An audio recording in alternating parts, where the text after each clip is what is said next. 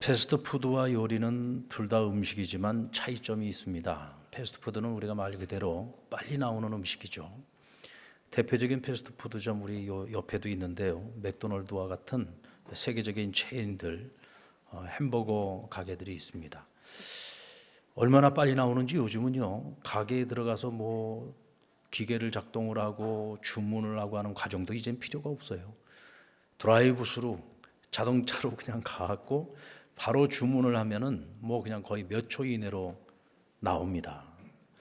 그렇게 빠르게 음식이 나와서 또 빨리 먹거리를 해결할 수 있는 그런 방법이 있죠. 그렇게 빠른 시간 내에 음식이 나오는데도 어느 정도 일정한 맛을 계속해서 유지하고 또 전 세계인들에게 이렇게 선호를 받고 있는 것을 보면 이 패스트푸드의 위력도 참 대단하다라는 생각이 듭니다. 반면에 요리는 어떻습니까? 시간이 많이 걸려요. 어떤 음식들은 주문 예약을 해야만 합니다. 특별히 삶거나 또 쪄서 나오는 음식들은 단시간 내에 만들어질 수가 없잖아요. 그래서 미리 예약 주문을 해놔야 먹을 수 있습니다. 대표적인 음식이 닭백숙이나 오리백숙과 같은 음식들이 대표적이죠. 요리는 기다림이 맛의 한 일부분이 되는 것 같아요. 이미 만들어진 음식을 주는 것이 아니라 주문을 함과 동시에 요리가 시작이 되기 때문에 그렇습니다. 그러니까 기다리는 것만큼 음식의 맛이 더해질 수밖에 없는 거죠. 패스트푸드와 요리의 가장 큰 차이가 있다면 시간의 차이도 있습니다만은 음식의 질과 맛과 영양의 차이가 있죠. 패스트푸드는 입에서는 너무 좋아요. 입에서는 너무 맛있고 익숙한 맛이니까. 근데 문제는 건강에는 별로 좋지 않다는 겁니다. 요리는 어떻습니까? 시간은 좀 걸려요. 그러나 좋은 재료를 사용하고 만드는 정성이 들어가고 맛도 맛이지만 건강한 음식을 우리에게 제공하게 됩니다. 음식뿐만이 아닙니다. 세상에 감동을 주는 모든 것들은 세월을 곰삭여서 만든 작품들입니다. 좋은 것은 기다림을 통해서만 만들어질 수 있죠. 여러분들 눈물과 기다림 없이 피는 꽃이 있습니까? 또 이름 없이 아픔 없이 연그는 그런 열매가 있습니까? 죽은 듯 멈춰있는 애벌레도 기다림 끝에 하늘을 나는 나비가 됩니다. 세상에 어떤 것도 기다림 없이 시간을 뛰어넘을 수 있는 것은 없어요. 때로는 시간을 뛰어넘는 것도 있기는 합니다. 그런데 나중 가서 반드시 대가지불을 해야 합니다. 그런 의미에서 보면 기다림은 결코 낭비가 아니다. 또 멈추는 것도 아니고 잃어버린 시간도 아니다. 우리는 모든 걸 빨리 이루고 싶은 욕망 때문에 일을 그르칠 때가 많이 있어요. 인생에 건너뛰기가 없는 이유는 뭐냐면 내가 빨리 이룬 것만큼이나 나중에 치러야 되는 대가가 오히려 더 클 수도 있기 때문에 그렇습니다. 여러분, 우리 세상을 살면서 그런 이들을 참 많이 보잖아요. 너무 이른 나이에 너무 빨리 너무 일찍 성공을 경험하고 세상의 모든 것들을 다 누려보고 그 이후에 기나긴 세월을 살아가는 게 너무 힘들어요.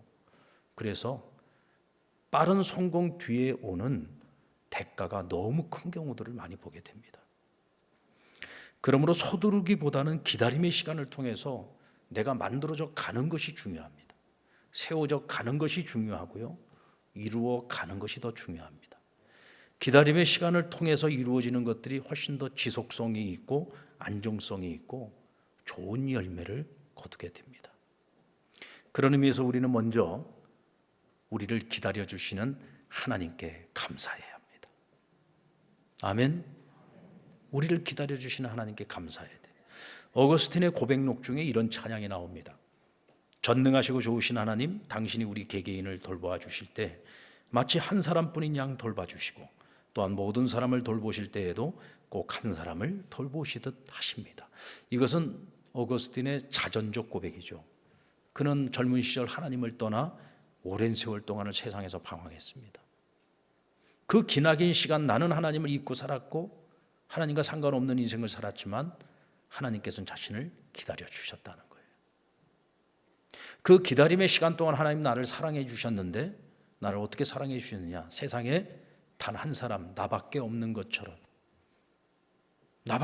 것처럼 그렇게 하나님이 나를 사랑해 주셨더라는 거죠. 뒤늦게 철들고 깨닫고 보니까 하나님이 나를 기다려 주셨는데 오로지 나만 사랑하는 것처럼 내가 느낄 정도로 그렇게 오랫동안 참고 인내하며 기다려 주셨다는 거예요. 하나님의 기다림의 시간이 곧 사랑의 크기라는 것을 깨닫게 됩니다. 그러면서 그는 고백하는 거예요. 하나님이 나를 사랑해 주셨듯이 모든 사람을 그렇게 사랑해 주셨다. 바로 저와 여러분도 그런 하나님의 사랑을 받았고 오늘도 그 사랑을 먹으면서 살고 있습니다. 어쩌면 이런 모습이 하나님과 우리의 차이겠죠. 우리는 기다림의 시간을 잘 못 견뎌냅니다. 그래서 그 시간이 좀 길어지는 듯하면 원망하고 불평하고 낙심하고 포기하고, 그래도 하나님이 우리를 포기하지 않고 우리를 붙잡아 주셔서 그래도 힘들고 어렵게 꾸역꾸역 그 기다림의 시간을 채워가는 것을 보게 되죠. 그런데 하나님은 어떻습니까? 한 번도 불평하신 적이 없고 한 번도 우리를 원망하신 적이 없습니다. 요동하지 않고 늘 변함없이 기다려 주시는 분이 하나님이십니다. 하나님께서 야곱 족속인 이스라엘을 자기 백성으로 삼으시고 그들과 관계를 맺으며 기나긴 역사 속에서 보여주신 하나님의 모습은 언제나 기다리시는 하나님이셨어요. 애굽에서 430년 종살이하고 있던 이스라엘을 하나님께서 이끌어내셔서 젖과 꿀이 흐르는 가나안 땅으로 인도하십니다. 그런데 바로 간 것이 아니잖아요. 광야 40년이 있었습니다. 그 광야 40년을 이스라엘 백성들은 자신들이 기다리는 시간이라고 생각을 했어요. 그래서 늘 불평이 많았습니다. 원망이 많았습니다. 우리를 애굽에서 이끌어내실 때에는 금방 파라다이스가 펼쳐질 줄 알았는데 그들을 기다리는 것은 광야였거든요. 그리고 금방 끝날 줄 알았던 광야 생활도 40년이나 지속됐습니다. 그러니까 그들이 생각할 때는 당연히 우리가 40년 기다렸다고 생각하겠죠. 그런데 과연 그렇습니까, 여러분? 하나님께서 이스라엘과 40년 광야 생활을 동행하는 동안에 이 백성들이 여러분 말 잘 듣는 백성이었습니까? 하나님이 그들에게 붙여주신 별명이 뭐예요? 목이 곧은 백성이다. 목이 곧아요. 교만해요. 감사가 없어요. 늘 불평과 원망이 아주 입버릇처럼 입에 붙어있는 사람들이었어요. 430년을요 애굽에서 종살이했던 사람들이 노예 근성이 아주 덕지덕지 붙어있는 사람들이었습니다. 그 노예 근성을 다 벗겨내고 자유인답게 하나님의 백성답게 만들어가는 일이 쉬운 일이었겠습니까? 때로는 정말 포기하고 싶을 만큼 하나님께서 보실 때도 정 떨어질 때가 얼마나 많았겠습니까? 너무 분노하셔서 심지어는 광야에서 그들을 버리려고도 하셨어요. 그러나 마음을 돌이키시고 또 참고 또 인내하면서 그들을 기다려 주셨죠. 가나안 땅을 정복하고 사사시대가 도래하고 왕국시대가 도래했을 때에도 그들은 하나님께서 우려했던 대로 하나님을 버리고 하나님 없는 백성처럼 그렇게 살았습니다. 불순종하면서 살았어요. 사사들을 보내셨고 선지자들을 보내어서 끊임없이 회개하고 돌아오라고, 이제라도 돌아오면 내가 용서해 줄게, 우리 다시 시작해보자. 그러나 그들은 끝까지 그 말씀을 듣지 않았습니다. 결국은 어떻게 됐습니까? 하나님께서 약속하신 대로 그들은 나라를 잃어버리고 바벨론의 포로로 끌려갔습니다. 그것은 하나님의 탓이 아니었어요. 자신들의 탓이었습니다. 그래서 하나님이 그들을 버렸습니까? 아니죠. 하나님 70년 또 기다려 주셨습니다. 이것은 이스라엘 백성들에게 70년은 기다림의 시간, 그들의 기다림이 아니라 사실은 하나님의 기다림의 시간이었죠. 하나님의 또 다른 기다림이었고 그 시간 동안 하나님은 쉬지 않고 일하고 계셨습니다. 여러분들 어린아이를 낳아서 길러보면 무엇 하나 거저 이루어지는 것이 없다는 것을 우린 경험하죠. 여러분 동물은요 낳아놓으면 금방 걷습니다. 근데 사람은 낳아놓으면 걸으려면 얼마 걸려요? 최소한 1년은 걸리잖아요. 그래도 돌이나 돼야 좀 걷지 않습니까? 동물은요 낳아놓으면은요 망아지 같은 것들은 낳아놓으면 금방 바닥바닥거리다가 일어서요 걷습니다. 지가 알아서 배고프면 엄마 젖 갖다가 먹습니다. 금방 독립합니다. 사람은 어떻습니까? 낳으면 끝나는 것이 아니라 그때부터 시작이잖아요. 평생을 부모 노릇해야 되지 않습니까? 아이들이 갓난아기 때는 잠도 못 자잖아요. 그저 못 자고 먹이고 재우고 씻기고 모든 걸 다 희생해서 사랑으로 키우지 않습니까? 부모가 먹을 것 덜 먹고 쓸 것 더 쓰고 덜 쓰고 자식들한테 다 쏟아부으면서 살잖아요. 그렇게 다 부어줘도 늘 더 못해준 것 때문에 미안하고, 이게 부모 마음이죠. 근데 자식들은 어때요? 그런 부모 마음 알아요, 몰라요? 몰라요. 모릅니다. 나중에 지가 장가가고 시집가서 아기 낳아 보면 안다? 천만의 말씀입니다. 모릅니다. 제가 손주를 보고 나니까 알겠더라고요. 제가 손녀를 보고 나니까 이번 주 한 주간 동안 집에 와 있었는데, 한 주간 동안 와 있는 동안 이제 아이들한테는 좀 자유 시간을 줬죠. 그리고는 할아버지 할머니가 아기를 봐주고 이제 둘이는 나가서 좀 바람도 쐬라고. 그래 놓고 늙어가지고 애를 보려니까 와, 이게 보통 힘든 게 아니에요. 여러분, 그제서야 알았어요. 그제서야. 아, 얘네들이 애 키우느라 고생 엄청 했겠구나. 그러면서 내 부모가 우리를 키울 때도 그렇게 힘들게 키웠고, 이제 할아버지가 되니까 알겠더라고요. 여러분들 자녀들이 지 자식 낳아서 키우면서 부모가 우리 키우는 때 이렇게 고생했겠구나 생각할 것 같습니까? 그때는요, 자식 키우느라고 지들이 힘드니까 그 생각 못 합니다. 다 키워놓고 손주를 보니까 이제서야 그걸 알겠더라고요. 아, 이게 부모 사랑이, 이게 내리 사랑이구나. 자기 자식 낳아서 길러보면서 부모의 고마운 마음, 감사의 마음을 조금이라도 안다면 감사한 거죠. 그것만으로도 감사한 겁니다. 하나님께서 우리를 사랑하시고 돌보시고 우리를 기다려 주실 때 여러분 다르지 않아요. 그보다 더하면 더했지 덜하지 않습니다. 그래서 우리는 하나님께 마땅히 감사의 마음을 가져야 되는 겁니다. 지금 내가 어떤 기다림의 시간을 보내고 있다면 그 시간 주님께서 날 위해 함께 하고 계신다는 사실을 절대로 잊지 마세요. 여러분, 우리가 자식들이 무슨 일로 인해서 막 괴로워하고 힘들어하고 막 마음 아파하고 그런 걸 보면 여러분 부모가 두 다리 쭉 뻗고 잠이 와요? 제가 대체 왜 저럴까? 대체 뭐 때문에 저렇게 고민을 할까? 대체 무슨 일이 안 풀리길래 저렇게 힘들어하나? 그래서 그 자녀들이 잠 못 이룰 때 부모도 잠 못 이루죠. 그리고 밤새워 그 자녀를 위해서 기도하지 않습니까? 이게 부모 마음이잖아요.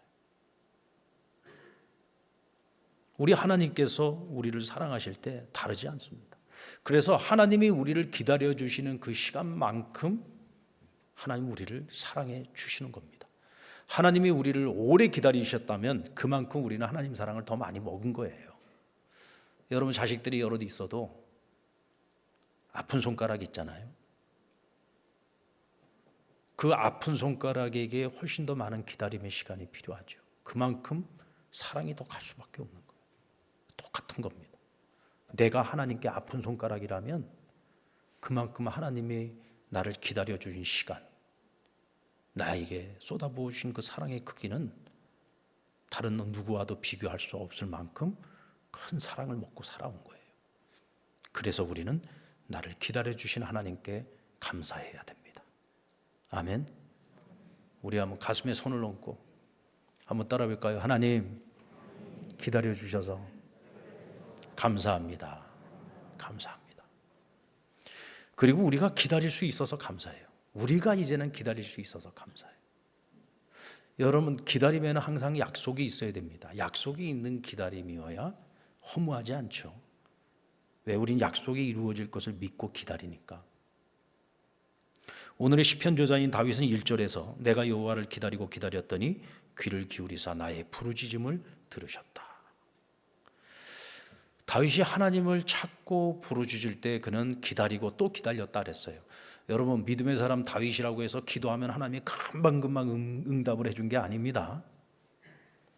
오히려 믿음의 선배들, 오늘 우리에게 성경이 소개해주고 있는 믿음의 선배들을 보면은요, 즉각 응답받는 사람들이 거의 없어요. 거의 없습니다. 정말 기나긴 세월 동안을 기다리면서 하나님을 찾고 부르짖는 가운데 그 기다림의 시간을 통해서 하나님 그들을 훈련시키시고 연단시켜서 믿음의 사람으로 만들어 가셨어요. 그만한 믿음이 되는 것이 그냥 되는 게 아니잖아요. 그렇게 짧은 시간에 이루어지는 게 아니잖아요. 패스트푸드처럼 그렇게 뚝딱 만들어지는 것이 아니란 말이죠. 어찌 기다림의 시간이 없이 그렇게 사람이 만들어지겠습니까? 요셉의 유언을 주목할 필요가 있습니다. 여러분들, 요셉은 그의 조상 아브라함에게 하나님께서 주셨던 약속, 아브라함이 후사가 없을 때였습니다. 자식이 없을 때 하나님께서 찾아오셔서 내가 너에게 자식을 줄 거다. 그리고 그 자식으로 하여금 큰 나라 민족을 이루게 할 것이다. 그 약속을 주실 때 자식이 없는 아브라함이 그것을 믿었다 그랬어요. 그 믿음을 보시고 하나님이 축복의 약속을 주시는데 어떤 약속을 주셨냐면 그의 후손들이 앞으로 겪어야 될 미래의 일들을 미리 말씀해 주십니다. 그들이 큰 민족을 이루게 될 거다. 430년 동안 한 나라에서 핍박을 당하고 착취를 당할 것인데 때가 되면 430년 만에 내가 그들을 징벌할 것이고 그리고 그곳에 있는 너희 야곱 족속이 다시 약속의 땅으로 돌아가게 만들 것이다. 하나님께서 아브라함에게, 그것도 자식도 없는 아브라함에게 후사와 그 후손들이 겪어야 될 일을 미리 말씀해 주신 거예요. 최종적인 약속은 뭐냐? 약속의 땅이 있다는 겁니다. 큰 민족을 이루어 그 땅을 가서 차지하게 될 것이다 라고 하는 약속을 주셨어요. 그 약속을 누가? 요셉이 믿었다는 거예요. 아브라함이 믿었고 그것을 자기 자식에게 이삭에게 물려줬고 또 그 이삭이 야곱에게, 그리고 야곱이 요셉에게. 뭐 야곱이 요셉에게만 알려줬겠습니까? 자신의 아들들에게 다 알려줬겠죠. 근데 요셉은 그 아브라함에게 주셨던 그 약속의 말씀을 자기의 것으로 마음에 품었던 거예요. 그래서 마지막 죽으면서 유언을 하는 겁니다. 하나님의 약속대로 우리가 다시 그 약속의 땅, 가나안 땅으로 돌아갈 때에는 반드시 나의 해골을 가지고 가서 우리 조상들의 묘에 나를 묻어달라고 부탁을 합니다. 이건 여러분 하나님의 약속을 믿지 않는 사람이라면 절대로 이런 유언을 할 수가 없죠. 몇 년이 되었던지 언젠가 그 약속, 하나님의 신실한 약속이 이루어질 그날을 믿고 기다리는 믿음이 있기 때문에 이와 같은 유언을 할 수 있는 겁니다. 시대를 뛰어넘는 믿음을 갖고 있는 거죠. 오늘 저와 여러분에게도 그런 믿음이 있기를 주의 이름으로 축원합니다. 여러분들, 요셉은 약속을 붙들고 기다렸습니다. 그리고 자기 당대에 하나님의 약속이 이루어지는 것을 보지 못했어요.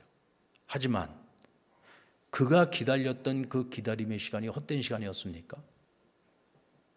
하나님께서는 야곱의 족속이 한 민족을 이룰 수 있는 토대를 마련하기 위해서 요셉을 고생 또 고생, 완전히 그냥 산전수전 공중전까지 다 치르게 하시면서 애굽의 총리로 만드셨잖아요. 그리고 야곱 족속이 이곳에 와서 민족을 이룰 수 있는 터전을 미리 베이스를 다 마련하게 만드시지 않았습니까? 하나님께서 요셉을 통해서 하신 일입니다. 요셉이 한 것은요, 믿고 기다린 것밖에 없어요. 믿고 기다리는 그 세월 동안 하나님께서 요셉을 그렇게 만들어 가셨고 세워 가셨고 유언을 통해서 그 민족, 그 가족들에게 아브라함에게 주셨던 그 유언을 계속 이어가게 만든 겁니다. 여러분 멋지지 않습니까? 기다림의 사람이 되면은요, 우리도 요셉과 같은 존재가 될 수 있는 겁니다. 그러기 위해서 오늘 우리에게 필요한 것은 믿음이죠. 다윗은 사울 왕에게 쫓겨 광야 생활을 하는 동안 철저하게 기다림의 훈련을 받았습니다. 그가 어떻게 광야에서 벗어날 수 있었죠? 무슨 대단한 특별한 방법이 있었습니까? 무슨 대단한 기적이 일어났습니까? 여러분, 다윗이요, 광야에서 도망다니는 동안 기적이 일어났던 적은 거의 없어요. 그냥 무작정 기다리는 거였습니다. 기다리는 거였어요. 하나님의 때가 올 때까지. 하나님이 그를 왕으로 세우시는 그날까지 기다리는 것밖에 없었어요. 그러나 그 기다림의 끝에 하나님께서 광야에서 벗어나게 하시고 그를 만왕의 왕이 되게 만드셨던 거죠. 여러분, 사울은 사무엘이 죽고 난 후에 엔돌의 박수무당에게 가서 사무엘의 영을 불러달라고 했습니다. 이건 말도 안 되는 짓을 한 거잖아요. 어떻게 하나님의 사람이라는 사람이 무당한테 가서 사무엘의 영을 불러달라고 해요? 왜 이런 말도 안 되는 짓을 해요? 오늘날로 말하면 예수 믿는 사람이 무당한테 찾아가서 굿하는 거하고 똑같은 겁니다. 왜 이런 짓을 저질렀습니까? 이 사람은 기다릴 줄을 모르는 사람이었어요. 왜 기다리지 못합니까? 믿음이 없어서 그런 거죠. 그러니까 기다릴 줄 아는 사람과 기다릴 줄 모르는 사람은 믿음의 차이가 있는 것이고 인생의 결론이 달라질 수밖에 없는 겁니다. 우리가 자녀들과의 관계에서 기다릴 때 그 기다림의 끝이 내 시간에 맞춰지던가요? 자녀들의 시간에 맞춰지던가요? 우리는 자녀들이 빨리 철들기를 바라지만 우리 뜻대로 안 되잖아요. 여러분들이 생각하는 것보다 자녀들이 철이 좀 일찍 들었다. 그건 진짜 감사할 일인 겁니다. 여러분들 사람들이 철드는 게 빨라요? 보니까요 50대고 60이 넘어도 철 안 들더라고요. 그러니까 부인들이 뭐라 그래요? 나는 아들을 둘을 키운다. 60이 돼도 아들인 거예요. 아직 철이 아직 안 든 어린아이인 거예요. 하나님 보실 때 우리가 철들기까지 얼마나 많은 시간이 걸리겠습니까? 여러분들, 그래서요 우리 자녀 문제를 하나님께 맡길 수밖에 없는 거예요. 이거는 나의 시간에 맞춰지지 않아요. 우리 자녀의 시간에 맞춰지는데 그 시간을 조정하시는 분이 누구냐면 하나님이세요. 그래서 우리는 믿고 기대하면서 기다리는 겁니다. 그러면 그 시간 동안 어떤 일이 일어나냐? 그러면 그 기다림의 시간이 버려지는 시간이냐? 아니요. 하나님께서 우리 자녀들을 철들게 만들기 전에 먼저 우리부터 철들게 만드십니다. 아까 우리 MP기도 엄마들이 그런 고백하잖아요. 자녀가 선생입니다. 맞아요. 자녀 때문에 가슴 아리하고 속 터지고 힘들고 기다리는 그 시간을 겪으면서 결국은 우리가 하나님의 마음을 알아가고 하나님의 사랑을 알아가고 우리가 조금 더 성장하고 성숙해가고 조금 더 철드는 겁니다. 이게 하나님의 법칙이에요. 그래서 우리를 기다릴 수 있게 해주시는 하나님이 감사한 거고 우리가 믿음을 가지고 기다릴 수 있어서 감사한 것입니다. 자, 손을 한번 들어보시고 이번에 나를 한번 이렇게 만지시면서 기다릴 줄 아는 이창교야, 고맙다. 서두르지 말자. 여러분, 서두르지 말고 기다릴 줄 아는 나를 만들어 가시고 기다릴 줄 아는 나에게 고마움을 표시하시기 바랍니다. 감사하는 마음, 감사의 고백은 사단의 시험과 미혹을 이기게 하는 능력이 돼요. 기다림에 지쳐 있는 사람들에게 항상 사단은 공격을 합니다. 틈을 타고 시험을 하죠. 여러분, 제자들이 왜 시험에 빠졌습니까? 가룟 유다는 왜 예수님을 팔아먹었습니까? 주님의 가치관과 자신들의 가치관이 너무 달라요. 이것이 좁혀져 가지고 자기들이 주님의 가치관에 맞추기까지 시간이 많이 걸립니다. 근데 그들은 기다릴 줄 몰랐어요. 기다릴 줄 몰랐습니다. 내 생각을 내려놓을 생각을 안 하니까 기다릴 줄은 몰라요. 항상 조급했어요. 그러니까 늘 주님보다 앞서가려고 했고 결국 주님 배신하고 주님을 팔아먹는 일까지 저지르고 말았던 거죠. 내 생각을 내려놓지 못하고 조급한 사람들의 마음에 항상 사단이 틈타는 겁니다. 가끔 악한 영에 붙들려서 기도받으러 오시는 분들이 있어요. 제가 그분들에게 늘 당부하는 것이 있는데, 오늘 기도 한번 해준다고 악한 영이 떠나는 수도 있겠지만 안 떠나는 경우도 많고, 기도 한번 한다고 해서 당신이 금방 성령 충만해지는 거 아니다. 예수님도 말씀하시지 않았냐? 귀신이 떠나가도 내가 빈집으로 있으면 다시 들어온다. 그러니까 내가 성령 충만해져야 되는데 그게 내가 기도 한번 한다고 되겠느냐? 근데 제가요, 이런 사역들을 쭉 하면서 경험한 결론이 있습니다. 그게 뭐냐면 그분들한테 제가 꼭 당부하죠.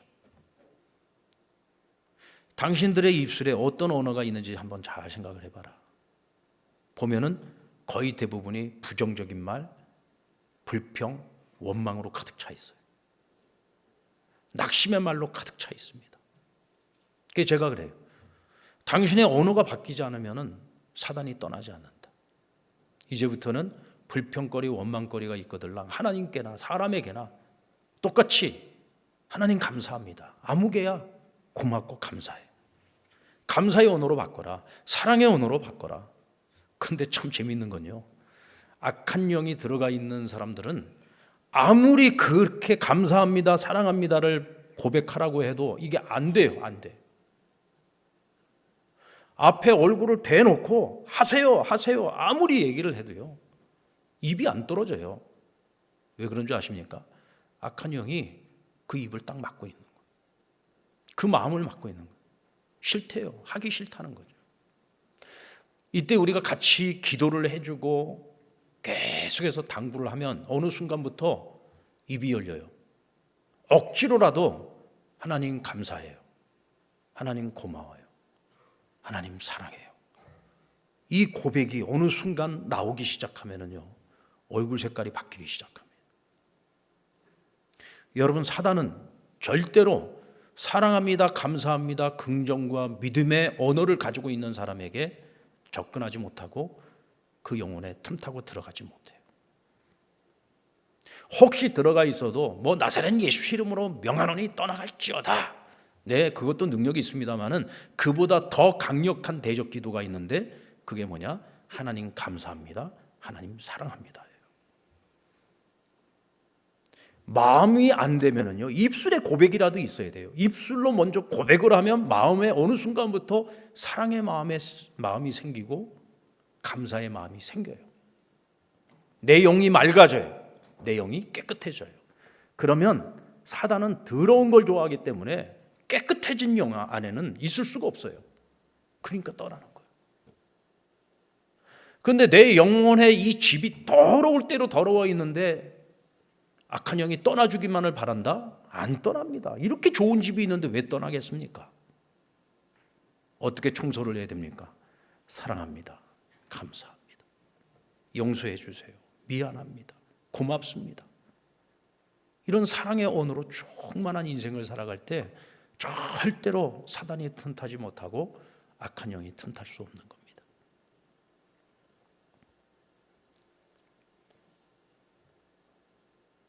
우리 한번 따라 볼까요? 하나님, 사랑합니다, 감사합니다, 고맙습니다. 우리 한번 옆에 분에게 사랑합니다, 감사합니다, 고맙습니다. 여러분, 이게 그냥 별것 아닌 것처럼 보이지만 아닙니다. 이게 엄청난 언어의 능력이에요. 엄청난 언어의 파워입니다. 우리가 주일날 서로 만나서 사랑합니다, 감사합니다, 축복합니다, 이 말이 그냥 하는 말이 아니에요. 오늘 여기에 힘이 있고요, 우리 믿는 자의 입술에 선포는 축복권이 있어요. 우리에게 그것을 상대방에게 빌어주는 거예요.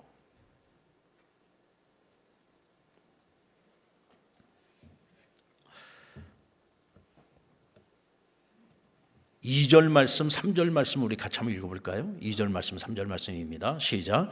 나를 기가 막힐 웅덩이와 수렁에서 끌어올리시고 내 발을 반석 위에 두사 내 걸음을 견고하게 하셨도다. 3절. 새 노래 곧 우리 하나님께 올릴 찬송을 내 입에 두셨으니 많은 사람이 보고 두려워하여 여호와를 의지하리로다.